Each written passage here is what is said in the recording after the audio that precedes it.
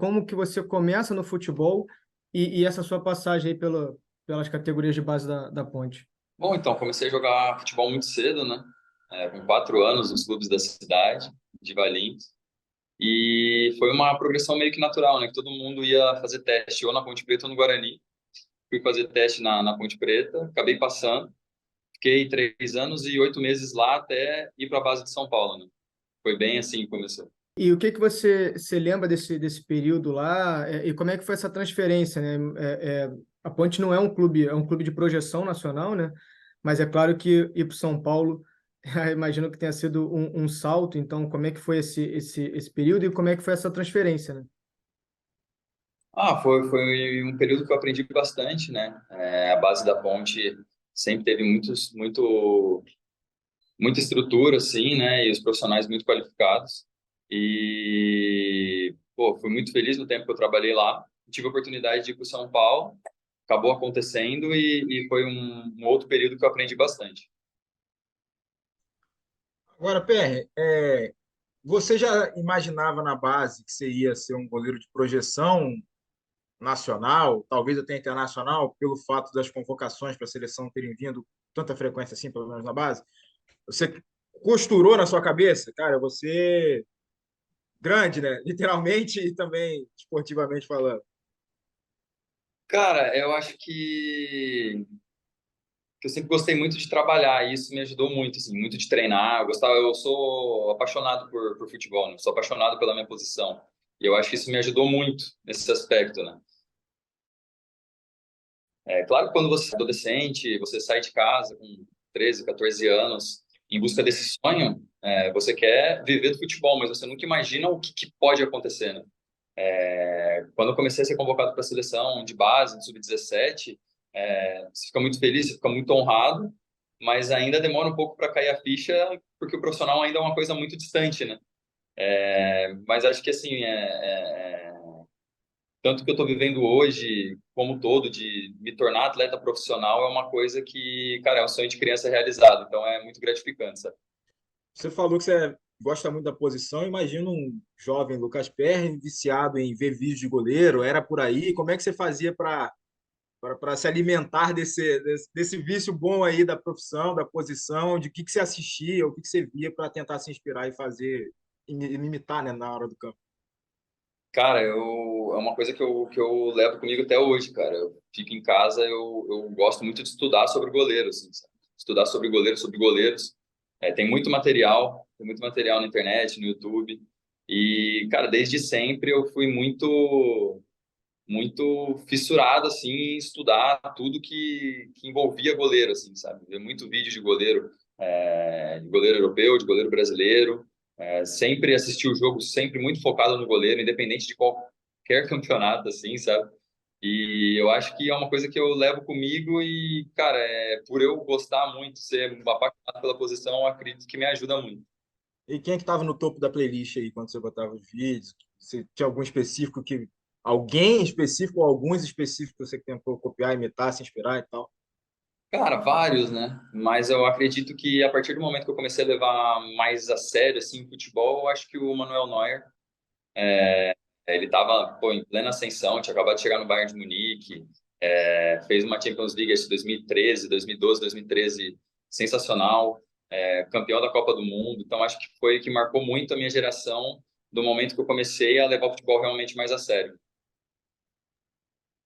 E PR, assim, você agora citou essa questão de ser um cara estudioso, um apaixonado pelo, pelo esporte e pela posição. Você tira algum momento do seu dia hoje? Você, por exemplo, treinou, aí você vai para casa. Você tem um período certo do seu dia que você assiste? Como é que é isso em relação também às conversas com a comissão técnica? Você ainda mantém esse hábito de assistir a jogos, sem ser o seu, né?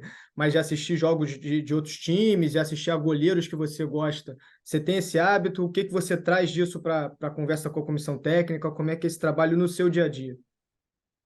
Claro, é muito, assim, tipo, nesse momento a gente tem muitos vídeos dos jogos que a gente vem fazendo, né?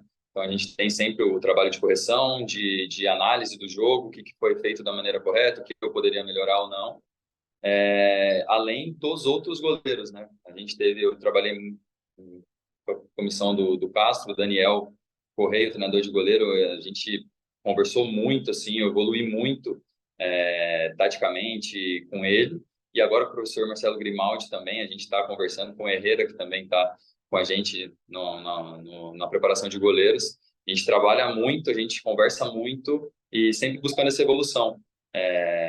Tanto assistindo jogos meus, como assistindo jogos dos jogos do Campeonato Brasileiro e de vários goleiros de fora que estão fazendo bastante coisa diferente, assim, né? Posso falar o Bonana está fazendo muita coisa diferente, o Diogo Costa está fazendo coisa diferente, o goleiro do Milan, o Mike Manhã, também grande goleiro, e a gente tenta buscar bastante, além dos goleiros que são muito conhecidos, os goleiros que estão fazendo coisas diferentes no futebol também.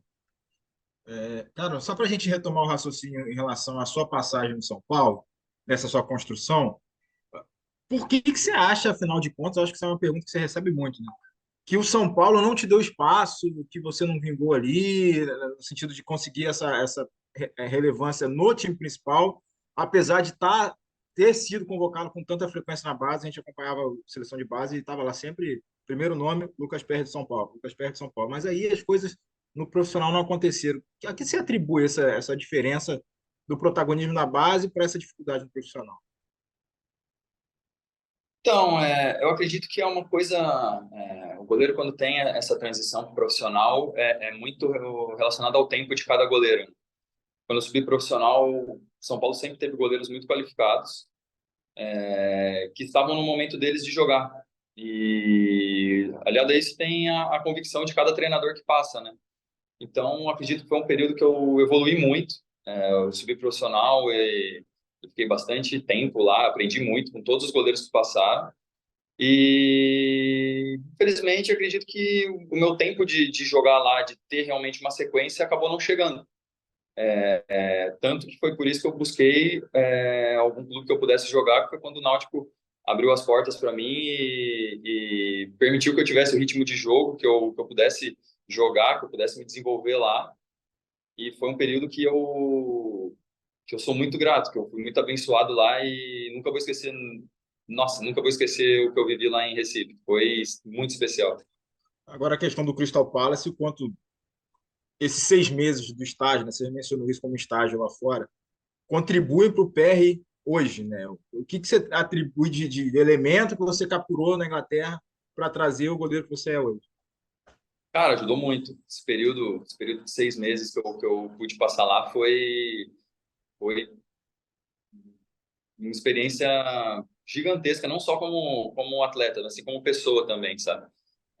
Sair totalmente da zona de conforto, ir para um outro continente, uma outra língua, se adaptar, foi muito desafiador e eu pude conviver num ambiente totalmente diferente, né? Isso daí abriu minha cabeça para muitas coisas e com certeza eu levo muitos aprendizados daquele momento porque eu estou vivendo hoje agora.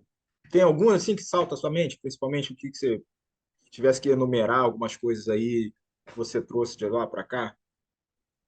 Cara, a forma como o futebol é visto é um pouco diferente lá, a forma como ele é mais estudado, acredito, no âmbito geral, assim, sabe? O futebol é muito tático lá, e o geral, assim, enxerga de outra forma, os jogadores enxergam de outra forma, acredito que a comissão enxerga de outra forma também, a própria imprensa enxerga de uma outra maneira, sabe? E acredito que, aliado a isso, a questão da preparação física é um pouco diferente e foi uma coisa que eu tentei trazer, pegar o máximo possível para mim da experiência que eu tive lá para continuar fazendo. E PR, assim, vale lembrar que era um Crystal Palace ainda, acho que pré-Textor, né? Não era... E aí depois acabou que agora você trabalha com ele. Você fez recentemente agora, semana passada, 1 ano de Botafogo, né? Foi dia 17 de agosto que você foi anunciado. E aí, PR, queria que você, primeiramente, como que surge essa oportunidade? Você estava na época no Náutico, e aí até teve uma negociação com alguns obstáculos ali entre Náutico, Botafogo e São Paulo, mas que deu certo, você vem. E aí queria que você falasse um pouquinho sobre essa vinda e sobre esse 1 ano, esse balanço aí de 1 ano. Você aceitou o desafio num clube que à época tinha outros nomes na posição, mas você vem e assume esse setor e agora é o titular num time que é líder do brasileiro. Então, queria que você falasse essa vinda, um balanço aí desse um ano de Botafogo. Então, cara, a situação para eu chegar no Botafogo, eu estava no Náutico, estava fazendo bons jogos. A gente tinha feito um primeiro semestre muito positivo, a gente tinha sido campeão, a gente foi campeão estadual, a gente empatou a melhor campanha do Náutico na história da Copa do Nordeste, que foi ficar em terceiro lugar. E aí começaram a ter conversas para eu estar chegando próximo ao final do contrato com o São Paulo, com alguns clubes, e foi nesse momento que apareceu o Botafogo, né? E o Botafogo apresentou um projeto, eu fiquei muito muito empolgado para vir, né? E sim, acabou se concretizando. No último dia da janela, né, as conversas, as negociações para liberar antes, para liberar chegar em fevereiro, ou para eu chegar já no meio do ano passado, né? E graças a Deus acabou dando certo de eu chegar no meio do ano passado, já pude me adaptar a toda a realidade diferente, né? Todo o ambiente que é diferente. E fui muito bem recebido por todos. O grupo de goleiros aqui é fantástico, o ambiente daqui é fantástico. E pude trabalhar muito para quando eu tivesse oportunidade conseguir fazer o meu melhor, que graças a Deus foi o que eu consegui. Agora, o PR, a trajetória do time, do clube em si, obviamente não foi esse céu de brigadeiro, toda essa maravilha toda igual que vocês estão vivendo agora, esses momentos alegres aí, felizes e contentes que dá tudo certo. Um jogo que você, infelizmente, falha, o time vai, vira, atropela. É, esse ato ali, aquele intervalo do Carioca, daquele começo de ano ali, no fim do Carioca, aí Botafogo tem que jogar Taça Rio, aquele negócio, aqueles jogos, digamos, pouco animadores para se fazer. Isso chega a mexer na sua cabeça de tentar alguma alternativa já de imediato ali? Porque eu tinha uma informação de bastidores, né? Que alguns seus representantes chegaram a sondar, né? Nada muito concreto, mas enfim, você chegou a pensar em sair antes de tudo ficar tão bom quanto está agora? A gente fez uma pré-temporada curta, né? A gente teve essa dificuldade em relação ao gramado do Newton Santos tá em obra. A gente teve que passar boa parte do primeiro semestre viajando para fazer jogos que seriam em casa. A gente jogou a grande maioria dos jogos em Volta Redonda, no Espírito Santo, que a torcida do Botafogo lá e foram para ajudar muito a gente. É diferente de jogar em casa, a gente tinha que pegar avião para jogar em casa, jogos no Distrito Federal que a gente teve que fazer. Mas a gente sempre manteve equilíbrio assim, né, aqui dentro. A gente sempre procurou se fechar, porque claro que quando as coisas não acontecem no futebol conforme a gente espera, as críticas acontecem, a pressão chega, mas a gente aqui dentro se manteve muito muito firme do que a gente acreditava, e acredito que essa foi a nossa maior força para conseguir virar essa chave e alcançar realmente esse equilíbrio que a gente vem tendo desde então, né? Porque depois da queda do Carioca, a gente conseguiu ter uma evolução muito boa, a gente conseguiu encontrar os resultados, o time encaixou, a gente voltou a jogar na nossa casa, e a torcida, pô, abraçou a gente demais, assim, comparecendo no estádio, a energia que a gente tem vivido no Newton Santos, assim, é surreal. Todos os jogadores falam que, cara, é absurdo o que está acontecendo.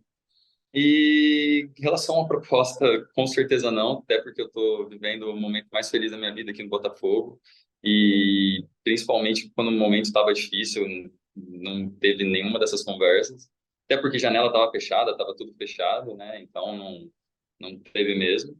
Mas é isso, a gente está com foco 100% no Botafogo, a gente está muito feliz com tudo que a gente está vivendo, e é isso, a gente planeja continuar trabalhando demais. E qual você acha que foi o ponto para a virada de chave aí? Você atribui a um jogo específico? O pessoal fala da Copa do Brasil lá, que teve a pancadaria até da revolta do time da casa pela forma como o Botafogo buscou o empate, né, para seguir na competição, ou já foi no Brasileirão? Onde é que você enxerga que, a partir dali, aquele divisor de águas para o negócio andar de vez com o trabalho dos Castro? Eu acredito que a eliminação do Carioca foi muito forte para a gente, assim, sabe? Foi um momento de muita reflexão. Embora o nosso time só tenha perdido um jogo realmente, né, no Carioca, né? A gente perdeu 2 jogos na competição, mas o primeiro time acabou jogando 23. mas a gente acabou não se classificando e acredito que ali foi um momento que a gente realmente se fechou. Tanto que a partir dali, a gente já faz uma sequência sem derrota grande, assim. A gente já ganha uma confiança muito grande. A gente acaba classificando na Copa do Brasil com esse gol no último minuto, que também fortaleceu muito a gente pela forma como aconteceu, que era um jogo que a gente teve muita dificuldade por ser um jogo fora de casa, a situação toda da Copa do Brasil, de um jogo só, é realmente complicado, mas a gente conseguiu passar e isso também deu muita força para a gente. Acredito que foi um momento realmente do Campeonato Carioca, que foi um momento que a gente sofreu muito e a gente soube tirar força disso. Você está falando muito do equilíbrio, de união, né? Na apresentação do Bruno Lage, o Textor falou sobre um clube que, até quando ele citou a questão de perfil de contratação, ele fala sobre um time que não tinha tantas estrelas, mas que era um time unido, que todos caíram nas graças da torcida. Ele até naquele momento ali canta a música do Segovinha. Então, assim, essa é uma visão do Textor de um time unido que não tem é só aquela estrela. Esse é o segredo desse Botafogo, que conseguiu uma campanha tão consistente até aqui. E aí, aproveitando a pergunta sobre essa campanha, é inevitável a gente querer saber também de vocês como é que foi naquele momento ali de, primeiro, indefinição do Luiz Castro e depois que se confirmou. Vocês ficaram com alguma dúvida sobre o trabalho, sobre a continuidade daquela campanha? Como é que foi aqueles momentos ali, aqueles dias de vai ter coletiva, vai anunciar a saída, não vai? Então, assim, como é que foi isso dentro, mas que vocês depois, né, mostram que com o Cassap e com o Bruno Lage a campanha continuou, mas aquele momento ali, vocês ficaram um pouco mais tensos? A principal força é o nosso grupo, sabe? O nosso grupo de trabalho assim, exemplar. A gente sempre trabalhou muito, mesmo quando os resultados não estavam vindo. E acredito que essa forma de trabalhar, de seguir confiando no processo, buscando sempre equilíbrio, né? Porque no futebol a gente sempre tem momentos muito bons e tem momentos muito ruins, né? Natural na vida, né? E no futebol acaba exemplificando isso. E eu acredito que a nossa força passa muito por isso. Nosso grupo, independente do treinador que estava no comando no momento, a gente sempre trabalhou muito e a gente sempre buscou ajudar e fazer o melhor pro Botafogo, pensando no Botafogo, sabe? E aí eu acredito que com o Castro, pô, a gente teve a gente tem agora o Bruno Lage, mas os três treinadores do ano, assim, grandíssimos treinadores. O Castro, grandíssimo treinador, o Caçapa, o tempo que ele ficou com a gente, assim, ele ajudou muito a gente, e muito feliz por ele ter assumido o Molenbeek lá na Bélgica, que já está fazendo uma campanha muito boa, né? E o Bruno também ter chegado, e assim, profissionais de muita qualidade, o que realmente também ajuda muito a gente, né? A gente está trabalhando com grandíssimos treinadores e o grupo está sempre com a mente aberta para ajudar o Botafogo, independente de quem for o comandante, a gente abraçar a proposta que o treinador tiver para a gente, do plano de jogo, e fazer o nosso melhor. Eu acredito que passa muito por aí e é muito trabalho, bastante trabalho mesmo, e fazer o melhor para o Botafogo. A consistência do time de vocês, a defesa é um negócio que se destaca assim, facilmente, né? Embora o Tiquinho Soares seja o principal atacante do futebol brasileiro hoje, do Campeonato Nacional, né, pelo desempenho de gols, mas assim, o que se atribui à eficiência de vocês, você pessoalmente, com o Adrielson e o Cuesta ali, vocês ganham pontos. Foi o que aconteceu contra o São Paulo, né, ganhar um ponto ali pelo seu desempenho. Como é que é essa construção defensiva do time, desse entendimento daquele miolo ali entre vocês? Eu acho que o Adriel você conhecia de Toulon, outros carnavais aí, outras coisas na seleção. Mas como é que se dá essa montagem desse tripé ali com vocês três e, claro, com uma linha defensiva toda? Enfim. Vocês vão dizer que o time todo defende, claro, mas é que realmente o desempenho individual de vocês salta muito aos olhos. Cara, a gente fica feliz pelos números, né? Pela quantidade baixa de gols sofridos, mas a verdade realmente é que é o time todo que defende. O esforço que a primeira linha de pressão faz é absurdo. Os atacantes marcam muito, os nossos meias, volantes marcam muito, e o nosso time como um todo, como um bloco, é muito compacto e a gente acaba conseguindo suportar bem os momentos que a gente está sendo pressionado, né? Os momentos que a gente está sendo atacado, a gente consegue se manter focado e tranquilo em relação ao jogo. A gente fica feliz pelos desempenhos, né? Ou pelos números que a gente acaba vendo, mas a gente sabe que é um trabalho totalmente coletivo. O futebol hoje, se um jogador não marcar, se dois jogadores não marcarem, compromete todo o resto. E realmente passa muito por todo mundo marcar, independente de quem está no campo, todos os jogadores nas suas funções se dedicarem muito na marcação. Eu acho que isso que tem feito o nosso time forte defensivamente. Mas aí você é um cara que tem se destacado muito pelas defesas de nível elevado, né? Tanto o goleiro que mais trabalha, mais defesas tem, né? Assim, pelo que a gente observa dos sites de estatísticas, mas também umas defesas de grau elevado, complicado. Por que você acha que tá fluindo tanto, não só de fazer a defesa em si, mas o grau de dificuldade da defesa? Como é que você constrói isso? Aqui você atribui esse desempenho? O goleiro bom tem que ter sorte, mas não é sorte, não enche barriga, né? Tem elementos aí técnicos, físicos, enfim. Como é que você descreve o seu desempenho nessas defesas mais complicadas? Cara, é muito trabalho, realmente. Eu acredito que a gente tem o trabalho todo da equipe ajuda para a quantidade de gols ser baixa. E eu fico muito feliz por poder ajudar nos momentos que o adversário também faz alguma grande jogada e acaba conseguindo uma finalização num momento que nossa defesa não consegue ajudar, sabe? E eu fico feliz pelas defesas, fico feliz por poder ajudar o Botafogo. E, cara, agradecer a Deus pelo momento que eu estou vivendo, porque muito abençoado. Desde o começo de 2022, com a sequência que eu pude ter, desde o Náutico aqui, me manter saudável e conseguir é muito gratificante. Você está tranquilo com a questão do jogo, puxando um pouco da característica do jogo moderno, né? E do Diniz também, que é o jogo com os pés. Você é muita vontade nisso, questão do posicionamento um pouco mais adiantado. O pessoal te criticou raramente, isso acontece, mas te criticou, por exemplo, no gol do Curitiba, que você estava um pouquinho mais à frente. Como é que você está trabalhando essa questão do posicionamento mais adiantado e também do trabalho com o pé? Cara, goleiro é isso, né? Goleiro, quando sofre gol, é criticado, quando não sofre, não é. É meio que a gente é acostumado com isso. O gol que eu sofri do Curitiba foi um golaço. Um golaço. Absurdo. Absurdo. Eu tava. E, cara, é uma situação que, assim, da evolução do futebol, como eu disse, do estudo, e relacionado ao nosso modelo de jogo também, né? Se de repente a gente tivesse um outro modelo de jogo, talvez eu jogaria um pouquinho mais recuado, mas como a gente tem essa ideia de pressionar e de manter uma linha um pouco mais alta, eu tenho que estar ali um pouco mais alto. Mas é uma coisa muito treinada, uma coisa muito estudada, e por vezes acontece o gol por mérito do jogador. O jogo do gol do Curitiba foi um exemplo de um golaço do que aconteceu, mas é uma coisa que é da evolução do futebol. O goleiro jogar com os pés, o goleiro cobrir um pouco mais de espaço, achar o homem livre na posse, é, acompanhar um pouco mais o jogo, né? Cobrir um pouco zagueiros e laterais.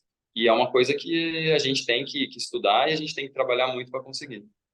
Você também, assim, como é que é essa parte, quando as coisas não dão certo, da recuperação dentro do jogo? A gente percebe que você consegue isso muito fácil e o exemplo do jogo contra o Internacional, para mim, é o mais claro de todos, dessa forma com a qual você consegue retomar a rédea do desempenho, mesmo quando um negócio tão fora da curva acontece, né? Pela jogada que foi. Eu não sei se você chegou a ver no vestiário na hora do vídeo, o que você percebeu na jogada e como é que foi essa retomada do seu ritmo, do seu desempenho, da sua concentração dentro do jogo naquele dia. Cara, então, acontece no jogo, né? A gente trabalha muito para minimizar os erros, mas por vez ou outra acontece. É do jogo, é do ser humano, e talvez mais importante do que o erro é como você reage ao erro, né? Foi um momento ali, uma coisa que eu nem entendi o que aconteceu, até depois do jogo eu pude Eu pude ver o jogo, o gol ali com o cinegrafista lá da televisão, que até acabei dando a entrevista, né, no momento, que eu não tinha entendido o que aconteceu. Mas o apoio da torcida foi muito importante para mim naquele momento, porque mostra o momento que o Botafogo tem vivido como torcida, como jogador, como comissão, como clube mesmo está vivendo. E é uma coisa que eu não vou esquecer, né? Porque acontece o erro e também acontece a cobrança, acontece as críticas, mas como da forma como aconteceu o erro e o apoio da torcida e a gente conseguir reverter o resultado, os jogadores correram pra caramba, a gente conseguiu virar o jogo, foi que eu jamais vou esquecer, uma história que eu jamais vou esquecer. E em relação aos erros, assim, todo goleiro vai errar, é uma coisa que acontece, e é uma forma de tentar sempre manter o equilíbrio, porque vão acontecer jogos bons e jogos ruins, a gente não pode se emocionar não pode deixar tanta emoção de lado, deixar tanta emoção ser principal nesse momento, assim, sabe? A gente tem que deixar um pouco de fora, a gente tem que buscar o equilíbrio para quando a gente jogar bem, a gente não ser levado por essa situação e quando acontecer o erro ou quando acontecer um jogo ruim, a gente também não ser levado por essa situação. A gente tem que buscar sempre o equilíbrio. Você citou agora a questão de um equilíbrio, né? De quando as coisas não acontecem, quando as coisas são boas, não se emocionar, e quando é ruim também não é terra arrasada. Mas eu fico com uma curiosidade de como que o elenco, cara, trabalha internamente para se blindar, talvez, não sei se blindar é bem a palavra, mas como é que vocês trabalham? Porque a gente olha a tabela e é uma distância muito grande, né? O Botafogo conseguiu abrir, em certo momento, até 16 pontos. E a torcida vem, tá empolgada e tudo mais. Então, assim, existe isso fora ali das quatro linhas, né? Essa questão da tabela que anima a torcida. Mas como é que vocês têm trabalhado isso, essa talvez ansiedade? Como é que vocês olham para a tabela e trabalham a questão de agora está começando um retorno, você tem que ir jogo a jogo. Tem algum trabalho especial? Porque isso que está acontecendo, raramente a gente viu ou nunca viu uma distância tão grande do líder para o vice-líder, né? Então, imagino que isso também tem algum impacto. Cara, a gente está muito focado no dia a dia, sabe? A gente está muito focado em fazer o nosso trabalho, se concentrar nos nossos processos. A gente tem muita coisa para evoluir, a gente tem muita coisa que a gente está fazendo muito bem, mas muita coisa que a gente ainda precisa melhorar. E a gente está focado nisso, a gente está focado nos nossos processos, a gente está focado a gente está olhando sempre para o nosso clube, para o nosso time. A gente sabe da nossa campanha, a gente sabe dos jogos que a gente está sem perder. Questão do Lyon, que já saiu. Está confirmado que você vai mesmo? Já está definido o seu próximo passo na carreira? Cara, isso daí é uma coisa que eu, na verdade mesmo, é uma coisa que eu não posso falar. Não posso falar pelo sentido de não ser a minha parte que toca, sabe? Não cabe a mim. E até é uma pergunta que não sou eu que tenho que responder mesmo, sabe? Não é para Entendi. mim perguntar. E é, não sou eu que tenho que responder sobre isso. E o Lucas Perry é o melhor goleiro do Brasil? Já que você assiste tanto vídeo dos demais? Eu assisto muitos vídeos dos demais, acredito que o futebol brasileiro hoje, cara, a quantidade de goleiros jogando em alto nível é absurdo. O Fábio, com 42 anos, assim, cara, carreira toda, nossa, em altíssimo nível e poder fazer isso a carreira toda e agora até renovando o contrato por mais 2 anos, com certeza uma inspiração para mim, um exemplo. O Fábio, o Cássio, o Everton, todos os goleiros do Brasil estão numa fase muito boa e isso é o Brasil, assim, sabe? É muito legal ver a nossa posição de goleiro sendo bem representada em todos os times. Mas você é melhor? Está em segundo, top 3? Como é que você se enxerga no meio desse bolo aí? Cara, isso daí é uma coisa que eu deixo para a imprensa falar, porque é a imprensa que tem que emitir opinião, sabe? Da minha parte, eu tenho que ir para casa agora, descansar muito, voltar amanhã, trabalhar para fazer o melhor para o Botafogo, para a gente conseguir nossos objetivos. Não é uma coisa que passa pela minha cabeça. Passa mais ao Botafogo, conseguir alcançar os objetivos. E só uma questão da minha parte aqui em relação à referência de 95, né? Vocês estão aí 28 anos, muito perto de repetir o que os caras fizeram. Você troca ideia com o Wagner, já conversou com ele? Como é que você tem de referência do Wagner, o cara que, nessa condição de campeão brasileiro, é o mais recente aí na sua posição? Cara, eu acho que eu conversei com ele uma vez através de você, né, Marcão? Acho que através do Marcão eu conversei com ele me mandou uma mensagem, eu respondi, mandou força, teve uma entrevista também que eu ouvi dele que me mandou força. Cara, um exemplo para nós aqui, né, de uma geração que foi campeã no Botafogo e, pô, muito feliz pelo carinho, pela torcida dele e, se Deus quiser, a gente vai buscar uma grande trajetória aqui no Botafogo. Qual